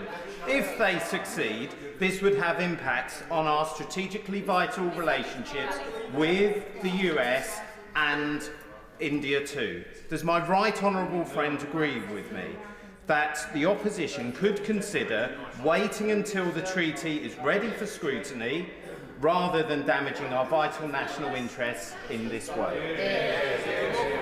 Well, I completely agree, and I think some of the speculation has been hugely unhelpful. We are hugely grateful, Mr. Speaker, for the close cooperation between the United Kingdom and the United States throughout the negotiations, and to the administration for their extensive and detailed engagement, which has helped us make progress on this deal. And as he rightly points out, this agreement has also been welcomed by other important partners, including India. And China, of course, has not welcomed it because it knows that it would strengthen the United Kingdom and United States' presence in the region. Sarah Bond. Thank you, Mr. Speaker. Today marks the 43rd anniversary of the start of the Falkland Wars, another key overseas territory. But given the benches opposite keep referring to the non-binding advisory judgment as the basis for the Chagos deals, if the Argentinians were to seek a similar judgment against the Falklands, would you seek control? Would he seek control? Indeed, good question. Mr. Speaker, I do have to say, as I've said on a number of occasions in this House, I think that attempt to make a false comparison is extremely unhelpful. It's extremely unhelpful and would not be welcomed by the residents of the Falkland Islands. I can absolutely assure her that our support for the sovereignty and territorial integrity of the Falkland Islands is absolute, ironclad, and I have made that clear on many occasions, as has the Minister for the Armed Forces and the government as a whole. The Martin. Thank you, Mr. Speaker. Can the Minister confirm once again that any agreement made will return to this House for scrutiny? Well, she asks a very important question, and as I've set out, there will be multiple opportunities for this House and indeed the other place to consider this matter, not only through the normal process in relation to CRAG, but also in relation to the bill that will be brought forward in relation to provisions that are necessary in this treaty. So that will go through the normal processes, Mr. Speaker, and there'll be full scrutiny afforded to members of this House. Graham Stewart. Mr. Speaker, the President of the United States, the Vice President of the United States, have made clear their detestation of freeloading by countries on defence and security matters. So we're not asking for the detail, we're not even asking for the quantum, but we do deserve to know in this House today, has the government asked the US to contribute to the base which is so vital to them at Diego Garcia? Yes or no? Mr. Speaker, as I've said on a number of occasions, we welcome the US endorsement of the deal as well as the strength of the deal. And we are grateful for the close cooperation we've had between the United Kingdom and the United States, and the full details will be provided when the treaty is presented to the House. Sam Rushton. Thank you, Mr. Speaker. Can I thank both my gallant friends on this side for their questions a moment ago. Could the Minister confirm that this agreement will close potentially dangerous routes for irregular migration? And is that possibly one of the reasons why the party opposite opened the negotiations and presided over 10 rounds of negotiations on this? Well, I absolutely can confirm that, and indeed, that's also why we agreed an important arrangement as an interim with St Helena, which I spoke to the House about on occasions. So that absolutely has been the heart. But our primary objective here has been to protect the national security of the United Kingdom and our ally, the United States, and our partners. Andrew George.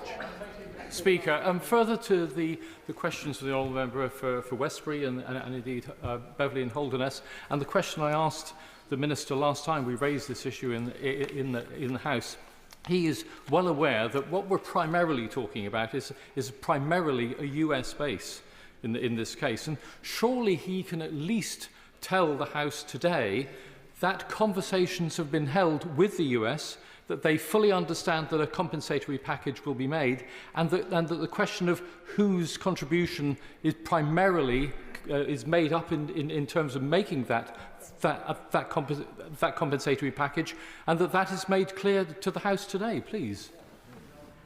Mr. Speaker, I refer to the answer I gave a moment ago. We are absolutely clear that the United States recognise the strength of this deal. We've had excellent cooperation with them throughout, and the full details will be provided in due course. Robertson. Thank you, Mr. Speaker. Not only is the government preparing to give away sovereign British territory, it's preparing to pay for the privilege of doing so by handing over billions to Mauritius. Now, the Minister can't say where the money's coming from, but can he at least agree with me it would be better spent restoring the winter fuel payment to pensioners in need, and it would be better spent relieving social care, hospices and charity from their national insurance increases here in the UK rather than being handed over to Mauritius? Well, quite frankly, Mr. Speaker, he negates, of course, to mention the absolute shocking mess that his former government left us to inherit. And I have been very clear in this House on many occasions, we will not scrimp when it comes to the national security of this country, whether it's in relation to Diego Garcia, whether it's related to investment in defence and our armed forces. That is exactly what my honourable friend has been setting out, and the Defence Secretary, in terms of our wider defence spending, and it is exactly what we are doing in this deal, is to protect our national security and defence and that of our ally, the United States. Neil Chatterhead. Thank you very much, Mr. Speaker. And the Minister will have heard the feelings of the House. So can he provide the specific guarantees that the Foreign Secretary has secured in relation to preventing hostile states such as China from increasing their influence in the Chagos Islands, whilst we as a nation are still paying for them? Well, he has asked an important question. I've answered it a number of times, but just to reiterate, there will be robust security provisions in that regard, and that's why China has not welcomed this deal. We will have full UK control with the United States over Diego Garcia. We will have a buffer zone around Diego Garcia. We will have a robust mechanism to ensure no activity in the outer islands can impinge on the base operations, and crucially, a prohibition on the presence of foreign security forces on the outer islands, either civilian or military. Jerome Mayo. What a disgrace this shabby Chagos deal is turning out to be. Labour can't even give away our national security. They're going to pay billions of pounds to Mauritius for the pleasure of it. And instead of raising taxes on people and businesses in this country, why doesn't he stand up for Britain and stop this deal? Mr. Speaker, we are standing up for Britain by defending our security and that of our allies, and we won't scrimp on that, Mr. Speaker. This is absolutely critical to secure the operation of this base. It is crucial to our interests and that of our allies, and if there wasn't a problem, as I've asked many times, why did his former government start negotiating over this? Mike Martin. Thank you, Mr. Speaker. Perhaps this is a question for the Minister of the Armed Forces, I notice is also on the front bench. The buffer zone, can the Minister state categorically that it will be sufficiently wide to protect all the capabilities on that base? Yes.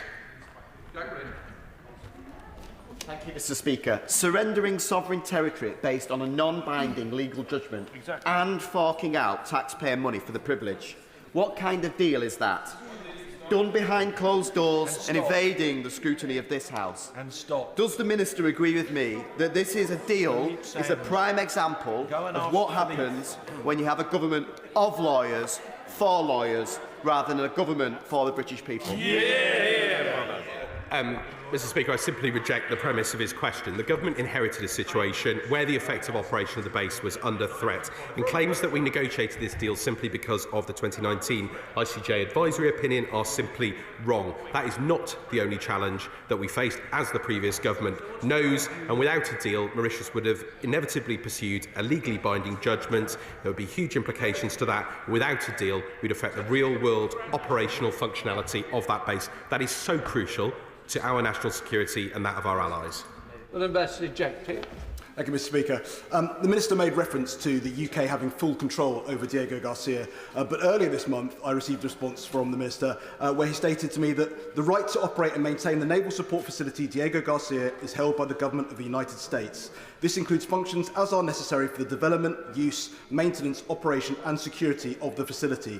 So, could he explain what control we would have over the naval support facility Diego Garcia in the event that US and UK defence priorities do not align, and at what level does the control over the base lie? It's a very good question. Well, you asked some important questions. The US, of course, operate their naval support facility. I'm not going to get into the operational details of that for obvious reasons, but the full details will be provided. But I can absolutely assure him that we will have control over Diego Garcia, and we will be working closely with the United States over that. All right. Deborah. Thank you, Mr. Speaker. As we come to the end of this urgent question, I'm still no clearer on any of the substance of this disastrous deal. So it's allowing us to now assume across the House. So given that the Minister of Defence is sat next to the FCDO Minister, can we assume that this deal will be coming out from the Ministry of Defence? Well, naturally, the Foreign Office and the Ministry of Defence work closely together on this matter, and indeed all across government. But I've been very, very clear that the terms of the treaty and the associated funding arrangements are still being finalised, and the responsibilities will be managed responsibility within the government's fiscal framework. But in terms of understanding the reasons for this deal and why it's necessary, I perhaps suggest that he asks some of his former ministerial colleagues on the other side. Jim Shannon. Thank you, Mr. Speaker. The Minister is an incredibly honourable man. He's much liked in this House, so I have to say this with all gentleness, if I can, if he doesn't mind that. My constituents are saying to me that the deal with the Indian Ocean Territory is overwhelming, and the cost factor is something that they can't quite understand, and neither can I. So does the Minister understand why pensioners in my Stratford constituency and across this great United Kingdom of Great Britain and Northern Ireland are wondering why at a time of the reduction of help and aid, government is handing sovereignty of land over and then renting the land back at a price to the public purse? And will the Minister outline where will the money come from when it has been decided that pensioners and ill people and PIPs can't have the support they deserve due to the lack of money within government? Thank you. Thank you, Mr. Speaker. I know the honourable gentleman asked his question with sincerity, and he is much liked in this place too. And what I would suggest that he says to his constituents is to make clear that a financial element to this deal was, of course, crucial to protect the operation. That's crucial for the security of his citizens in Strangford. It's crucial for the citizens of the United Kingdom. It's crucial for the United States and our interests overseas. Some of the figures that have been being quoted in the media are simply inaccurate. And of course, this is over a 99-year period. We won't scrimp when it comes to our security. It's important we invest in it. That's exactly what this government is doing. Okay. Mr. Speaker. Is it relevant to the questions we just had? Point of order, Amanda Martin. It's linked to the Liberal Democrat spokesperson's comments. Am I able to say? In her overview and questioning of the Minister, the Liberal Democrat spokesperson noted the winter fuel payment had been scrapped. Mr. Speaker, this is simply not true. The winter fuel payment has not been scrapped. It has been mean tested, and to say otherwise is misleading. Mr. Speaker, it's similar to when the coalition Liberal Democrat Tory government means tested child benefits. Order. I think we've got the gist of it. It's a point of clarification rather than a point of order, and you put it on the record. Right. Let's just move on. OK, we now come to the next urgent question. Carla Denyer. Carla Denyer. Thank you, Mr. Speaker. I would like to ask the Foreign Secretary to make a statement about the Israeli government's announcement that it is expanding its military operation in Gaza. Minister. Mr. Speaker, we are deeply concerned about the resumption of hostilities in Gaza. The UK does not support an expansion of Israel's military operations. Continued fighting and more bloodshed is in nobody's interest. All parties, including Israel, must observe international humanitarian law. We urge all parties to return to dialogue and ceasefire negotiations, ensuring the return of all who have endured unimaginable suffering. It is clear that this conflict cannot be won by bombs and bullets, but by diplomacy. Aid should never be used as a political tool. Israel must restart the flow of aid immediately. Blocking goods supplies and power entering Gaza risks breaching international humanitarian law, and it should not be happening. We're doing everything we can to alleviate that situation. Gaza is also the most dangerous place in the world to be an aid worker. Over 400 aid workers have been killed since the start of the conflict. Despite renewed fighting, the United Nations and humanitarian organisations must be able to deliver their vital work. A year on from the appalling attack on the World Central Kitchen aid workers, lessons have not been learned. We're appalled at recent attacks on aid workers, including on a UNOPS guest house and the killing of at least 8 Palestinian Red Crescent medics. Our thoughts are with the victims and their families. Those responsible must be held accountable. The government of Israel must urgently ensure that there are effective deconfliction mechanisms in place to enable agencies to deliver their impartial mandates safely. On 28th of March, the UK and France called an urgent UN Security Council meeting to discuss the risks facing humanitarian aid workers in Gaza. Since the hostilities resumed, the Foreign Secretary has spoken to Secretary Rubio, Special Envoy Steve Witkoff, Israeli Foreign Minister Gideon Saar, Israeli Minister for Strategic Affairs Ron Dermer, EU High Representative Callas, and the UN Emergency Relief Coordinator Tom Fletcher. A return to a ceasefire is the only way we will bring this conflict to an end and return to negotiations for a lasting peace in the region. That is the only way to deliver the two-state solution we all want to see. Both Israelis and Palestinians have the right to live in peace and security. Thank you, Mr. Speaker. The Israeli government's brutal decision to expand its military operations in Gaza is not security. It is domination and erasure.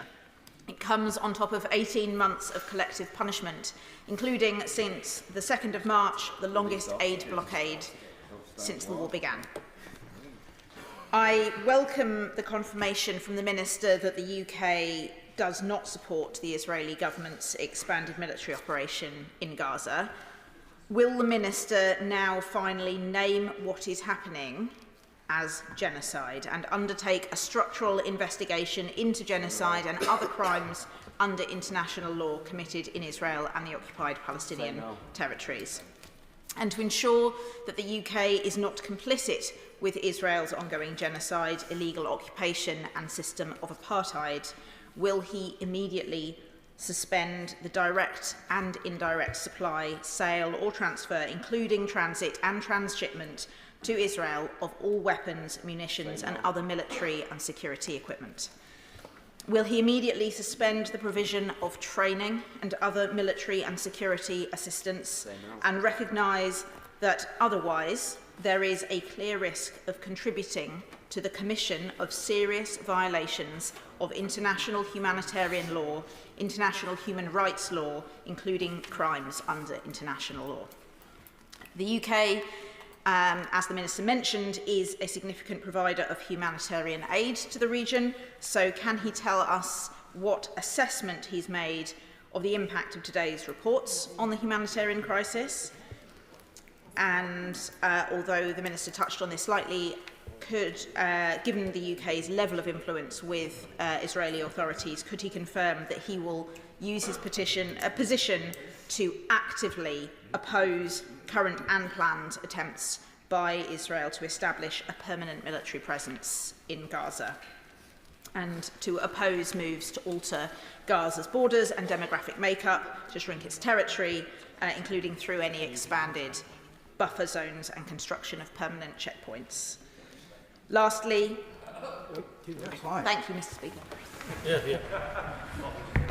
Mr. Speaker, the Honourable Lady asks important questions. As I've said to this House on a number of occasions, determinations of breaches of serious international law are for competent courts, and we support those courts in their work. She raises a series of questions. On weapons, I want to be clear, we continue to stand by the assessments that we made soberly in September and the suspensions of licences that involved. She asked about the UK's view on a permanent presence in Gaza. We remain clearly of the view, and I'm happy to restate our policy now. We welcome the proposal by Arab nations called the Arab Initiative, which would allow for a reconstruction of Gaza, the safe return of Palestinians who've been displaced, and for those still remaining in Gaza, that they would be able to rebuild their lives without forced displacement, which we oppose. Emily Thornbury. Thank you very much, Mr. Speaker. We've had several urgent statements and questions on Gaza over the last few months. Each time I've come to the chamber and I've asked the government, what is Plan B? What is Plan B when Israel ends the ceasefire, which is what has happened? What is Plan B when Israel's far-right government chooses its survival over the lives of the remaining hostages, which is what seems to have happened? What is Plan B when annexation, either of the West Bank or of Gaza, isn't just threatened, but what actually happens, which is what is happening now? So my question is this. What is this government actually doing to turn our allies' heads from American trade wars to the tragedy unfolding in the Middle East, and do whatever they can to restore a ceasefire and the road to peace? Mr. Speaker, my right honourable friend, who has been pressing these issues for some time, is right to raise these questions. She asks whether there is a Plan B. In all of my experience, there can be no Plan B in Israel-Palestine. There is only one route, widely understood by our allies in the region and beyond, and it must be a two-state solution. The route to a two-state solution must involve compliance with international humanitarian law. It is clear from even the short exchange we have had already in the chamber that the British government's policy and the Israeli government's policy differs. It is going to continue to differ until we return to a pathway to a two-state solution. There is no Plan B. Our Plan A is for a two-state solution, and we will work with our allies, both in the region, in the Security Council, as we did on Friday, and more closer to home, in order to pursue those arguments. Dame Priti Patel, the Shadow Foreign Secretary. Thank you for granting this urgent question, Mr. Speaker. This is clearly a very difficult and dangerous moment for the Middle East, and a way must be found through this dreadful impasse that has led to the breakdown of the ceasefire agreement. As has been said time and time again, the key to a sustainable end to this conflict is the release of the remaining 59 hostages so cruelly being held by Hamas terrorists since the atrocities of October the 7th. Their continued captivity is intolerable. The British government should be able to bring influence to bear, and the Foreign Secretary should be directly involved in all efforts to find a way through, working with Israeli counterparts, the US and key regional players and mediator countries. We said this in the House yesterday as well. And yesterday in this chamber, the Minister stated that the government is in regular contact with all those involved in negotiations, including the Foreign Secretary, and he said it today as well, who's speaking to his Israeli counterpart last week. So can he inform the House what direct minister-to-minister discussions have taken place about the current military operations? Were ministers informed in advance? And have they been given any information about the objective Israel are seeking? Every week, we are all here asking questions here of ministers, and it's unclear exactly what level of influence the government has. What is the government's plan? What is their vision of a way through? What discussions have they had in recent days with vital interlocutors? And on the issue of humanitarian aid, Does he feel he has made any progress in his efforts to try to unblock the current aid access situation? Can he update the House on what has been happening to British aid? We've spoken about this many times. Where is that aid? While the restrictions are remaining, what has happened to that aid? And finally, Mr. Speaker, it was our position in government, and indeed it's the position of the Labour government, that there can be no role for Iranian-backed Hamas terrorists in Gaza's future. Will he be proposing a roadmap to our critical partners about this, how this will end and how this becomes a reality? Thank you, Mr. Speaker. The Honourable Lady asked important questions. The Foreign Secretary has been directly involved in minister contact. I too have been talking with all of those affected. I very much welcome the comments about the hostages. Of course, this whole House wants to see them all released, and I'm sure many of us will be thinking of Avinatan or with a British mother who is still held in almost certainly terrible conditions and has continued to be held ever since October the 7th. And I know the whole House will continue to think of those hostage victims. She asks rightly about humanitarian aid. She asks rightly about humanitarian aid. And I will accept that our efforts in recent days to try and prevent a blockade from continuing in Gaza have not been effective. We have seen, at the first part of this year, a very welcome increase in aid going into Gaza, including UK aid. Even during that greater flow, there were still restrictions that were unwelcome on the nature of the aid that went in, that made reconstruction, shelter, tents, sleeping bags hard to get into Gaza when they were desperately needed. So there were improvements. We can see a route to which we might see a significant increase of aid into the Gaza Strip, which is desperately needed. But at the current time, the reports are extremely depressing, and we discussed some of them yesterday. She asks about our plan for reconstruction and what discussions we have with others. We have discussed the Arab initiative with those involved closely. We think it is a plan with real merit. It must not allow Hamas to have a role in governance. We are absolutely clear on that point. I think Arab partners are very much of the same view, but that is the basic idea from which we must work. Mohammed. Thank you, Mr. Speaker. On the 30th of March, the first day of Eid, Israeli attacks on Gaza killed dozens of Palestinians, adding to the death toll since Israel breached the ceasefire agreement. Israel is now in the process of enacting the largest forced displacements, ordering hundreds of thousands of Palestinians from Rafah. Mr. Speaker, how will this end? Israel cannot and will not stop.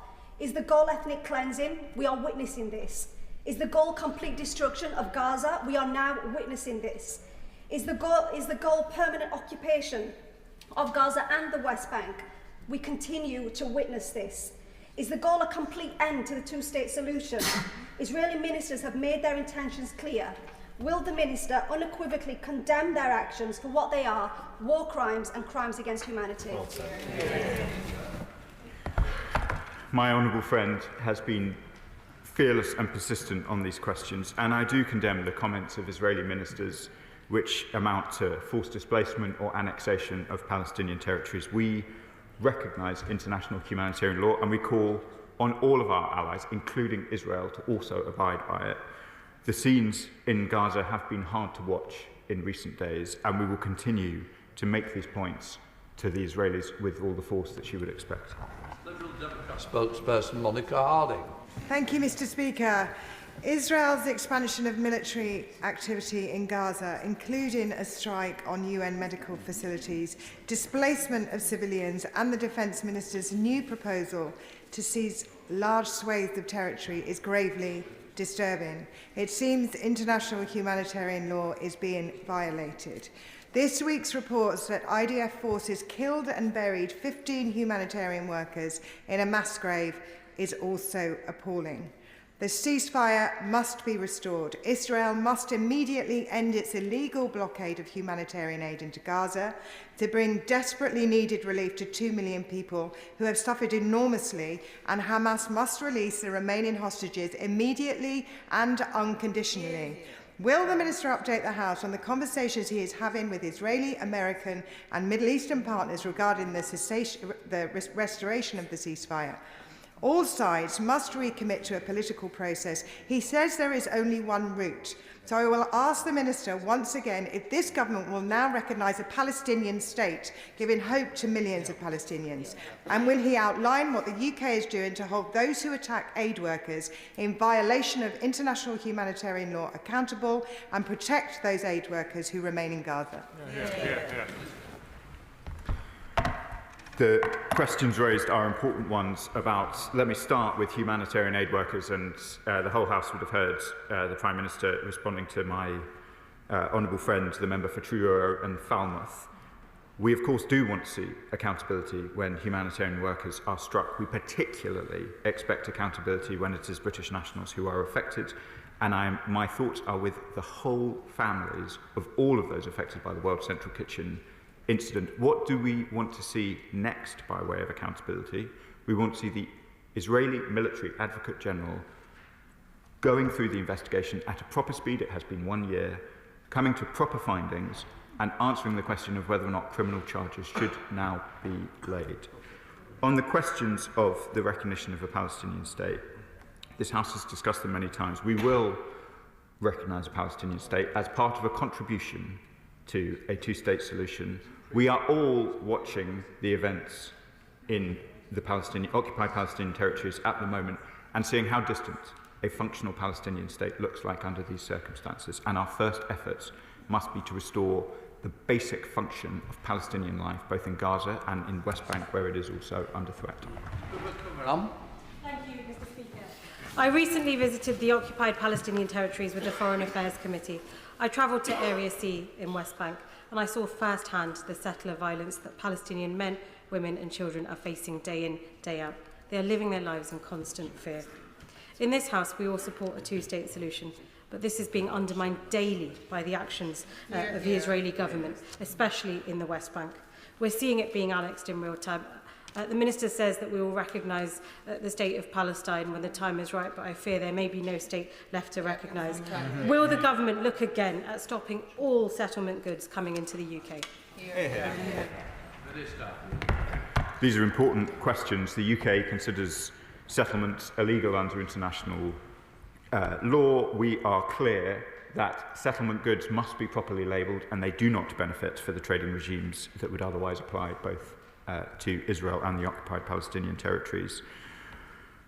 My honourable friend's question is the right one. We need to ensure that there remains a viable path to a two-state solution. There is no other path to peace in the region, and all of our efforts are focused on that outcome. Sir Desmond Swade. Mr. Speaker, when I was the minister responsible, the minister now was an outstanding official in that department. So he will know that when I presented an egregious list of complaints to the Deputy Prime Minister of Israel and the Chief Negotiator, he simply stormed from the meeting, leaving the ambassador with his head in his hands. So I ask, what leverage do we actually have? Mr. Speaker, the honourable gentleman is kind about my service, and I know that he raised some of these issues with some force, as he says, in his time in my role. And it underlines, I think, the hard truth here, which is the Israelis must be persuaded to relent from a course of action which both parties have seen, and others, the other parties as well in this chamber, have seen is totally undermining to the long-term stability of the region, which is important not just for Israel, not just for Palestine, but for the UK and our friends and allies in the Middle East. Mr. Speaker, the poor people of Gaza, trapped between Hamas, who refused to release the 59 hostages, and Defence Minister Katz now threatening total destruction of Gaza. I wonder if the Minister shares my despair at the lack of leadership that is committed to peace. And I wonder if we can talk about what diplomatic efforts and through perhaps aid spending we are making to try to create moderate leadership in the region which can create the long-term circumstances for peace and reconciliation. Thank you, Mr. Speaker. My honourable friend has done much work over the years on questions of peace building. We too are committed to playing our part in trying to build up the connections between the two societies that could allow for the kind of moderate leadership at the very most local level that is so necessary for making peace. We saw that in our own experience of Northern Ireland. Many in this chamber have rightly pressed us on all MEP's proposals, and we will look forward in the coming period to setting out what we will be doing to support peace-building efforts. I watch, as the Foreign Secretary does, with dismay on both sides, with the many civilians asking for peace, the many civilians protesting both in Israel and the occupied Palestinian territories for a return to a ceasefire. That is what we want to see. Richard Ford. Thank you, Mr. Speaker. We've heard ministers refer many times to the risk of breaches of international humanitarian law. On the one occasion, on the 17th of March, where the Foreign Secretary admitted that withholding aid to Gaza was a breach of international law, he had to retract the admission and refer again to a risk of breaches. If the recent attacks on aid workers constitute a further risk of breaches, can the Minister outline what would constitute an actual breach? Mr. Speaker, the Foreign Secretary has clarified his comments on the occasion that the honourable gentleman refers to, and the honourable gentleman will know well from his own background that it is a long-standing policy of governments of all kinds that it is not for ministers to act as courts. There are competent international courts who make these determinations. John Pearce. Thank you, Mr. Speaker. The resumption of the conflict in Gaza is incredibly tragic, and it's especially heartbreaking for the hostage families and all those brave people we have seen protesting in Israel against their government and in Gaza against the death cult that is Hamas. Would the Minister agree with me that the conflict today could end if Hamas released the 59 hostages and left Gaza to live in peace and security? And will the Minister update us on plans for the international plan for peace for Israelis and Palestinians? Madam Deputy Speaker, my honourable friend is right. Hostages must be released. Hamas can play no role in the future governance of Gaza, and their role, which was described by the Shadow Foreign Secretary correctly as supported by Iran, has been malign. Malign for the Palestinians, malign for the Israelis, malign for the UK, and malign for the region. On his question about the proposal for the International Peace Building Fund, we will come back to this House with further details of our approach. As the situation continues to evolve, we want to carefully consider how best we can contribute to peace building in the way that my honourable friend asked in one of the previous questions. Jack Rankin. Thank you, Madam Deputy Speaker. In his answer to the Shadow Foreign Secretary, can I thank the Minister for raising the plight of Avinatan Or, who I'm proud to be twinned with. He was brutally captured by Hamas terrorists now 544 days ago. In March, his family received a sign of life for the first time, and in that same month, a number of colleagues heard from his mother, Ditsa, who is a British citizen, moving story in Parliament, and her continued plight for her son's release. Does the Minister agree that Hamas could end the war now by releasing Avinatan and all the remaining hostages? And will he assure Ditsa that all avenues are being pursued by this government to make that a reality? I'm grateful to the honourable gentleman for mentioning Ditsa. I too met her recently, and indeed Avinatan's sister. These are two incredibly strong women doing absolutely everything that they can for their loved one, and I can assure them from this dispatch box that we are doing everything we can to secure his release. Melanie Ward. Thank you, Madam Deputy Speaker.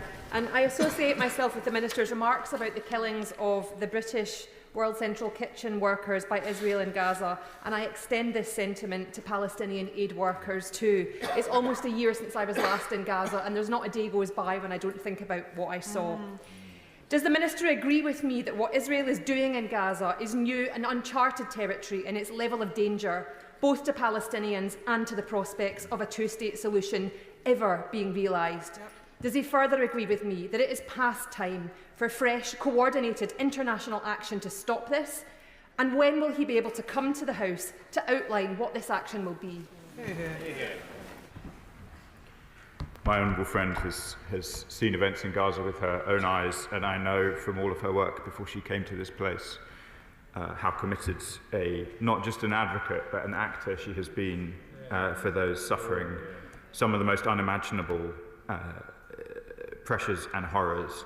And they continue, I agree, they continue to suffer those pressures and see those horrors.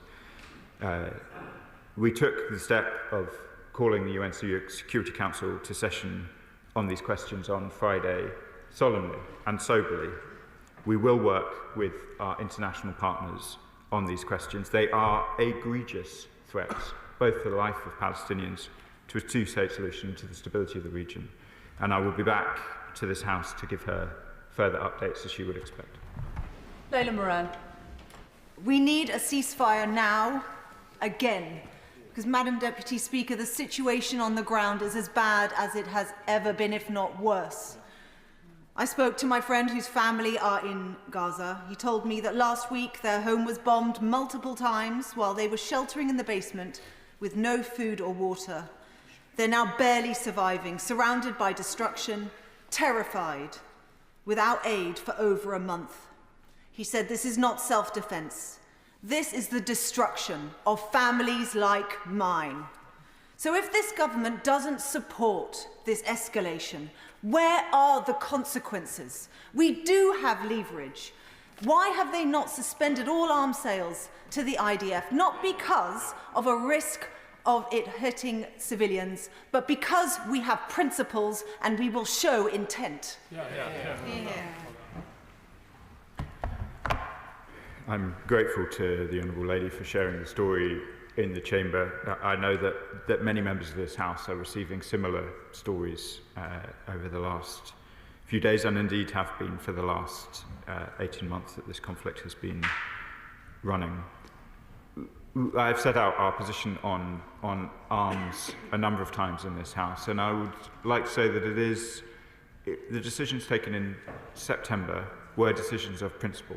They remain decisions of principle, and the two principles that underline our position in relation to arms licenses for sale to Israel are both that we are concerned about risks of international humanitarian law and that we will continue to defend Israel against threats to its security and safety, including from Iran. We have both suspended weapons that could be sold to Israel, and we have flown the RAF in their defence when Iran threatened to strike them with missiles. The world is incredibly complicated. It is moving very quickly, and I recognise the strength of feeling in this House on the question of arms. Our position remains the same, and it is one of principle. Tan Singh Desi.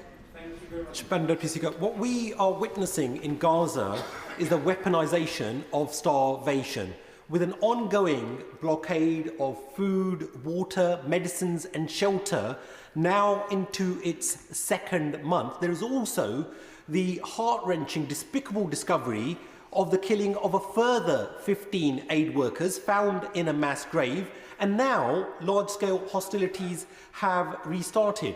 This must stop. So, Minister, given it's clear that the Netanyahu regime is not listening to the UK government and will only listen to President Trump, what pressure is our government putting onto the US so that the Israeli government finally ends its aid blockade? Madam Deputy Speaker, as you would expect, I will confine my comments to the discussions that we have rather than the policy of other allies. But my honourable friend, who's raised these issues many times, is right. I have said it at this dispatch box. The Prime Minister said it at Prime Minister's questions earlier, and the Foreign Secretary reiterated this yesterday. We want the aid blockade to end immediately. It should not have been put in place. Palestinian civilians are suffering, and we expect urgent action. We, of course, discuss these issues with Secretary Rubio, with Special Envoy Steve Wetkoff, and with a whole range of our counterparts in the US system. We work closely with our American colleagues in the Middle East, on the Middle East, and in a whole range of national security fields. And we are clear about our policy with them, as we are with the Israeli government and the Palestinian Authority. Jeremy Corbyn. Thank you, Madam Deputy Speaker. Can I ask the Minister to bring a sense of urgency to this? The people of Gaza are starving. Every bakery is closed. There's insufficiency of water. There's no power. There's no schools open. There's no hospitals fully functioning. It is an utterly desperate situation. Yet we are still allowing, I believe, RAF Akrotiri to be used as a staging point for Israel. We're still supplying parts for F-35 jets, which are bombing the people of Gaza, bombing the rubble there. What is the government doing to ensure Israel stops the bombing and food aid gets through very, very urgently for the people of Gaza, merely to help them survive? Madam Deputy Speaker, I hope the House is under no doubt about the urgency with which myself, the Foreign Secretary, the whole ministerial team treat these issues. I've answered, I think, the question in relation to arms already in this session. The position in relation to the humanitarian needs has been on terrible and vivid display over the last few days. We are aware of the reports to which the Honourable Gentleman refers, and we raise these issues with the urgency they demand. Paul Wall. Madam Deputy Speaker, the Hostages and Missing Families Forum in Israel said this morning they were horrified to wake up to the news of the expanded military operation, and that's because they know the risk that it poses to their loved ones. But it's the loved ones of Palestinians who've already suffered so much that are most relevant today. And they themselves know that the annexation and the forced displacement of men, women and children is simply unacceptable. So can the Minister tell me exactly what he and this UK government have done to make representations to Israel, both about that Israeli aggression and about the expanded new 13 settlements in the West Bank, which are deliberately designed to suffocate any future state of Palestine? I can assure my honourable friend, who has been a doughty campaigner on these issues, that we have raised both the risks of returning to war and indeed the settlements he refers to directly with the Israeli government, and we will continue to do so. Christine Jardine.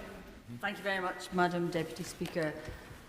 I welcome the Minister's reply today to the urgent question, but I'm sure he'll forgive me if I say we have heard all of this before. And there's a sense of hopelessness in this place, at this downward spiral that we seem to be on. But it must be nothing to the hopelessness that's being felt by the Gazans and also by the Israeli population.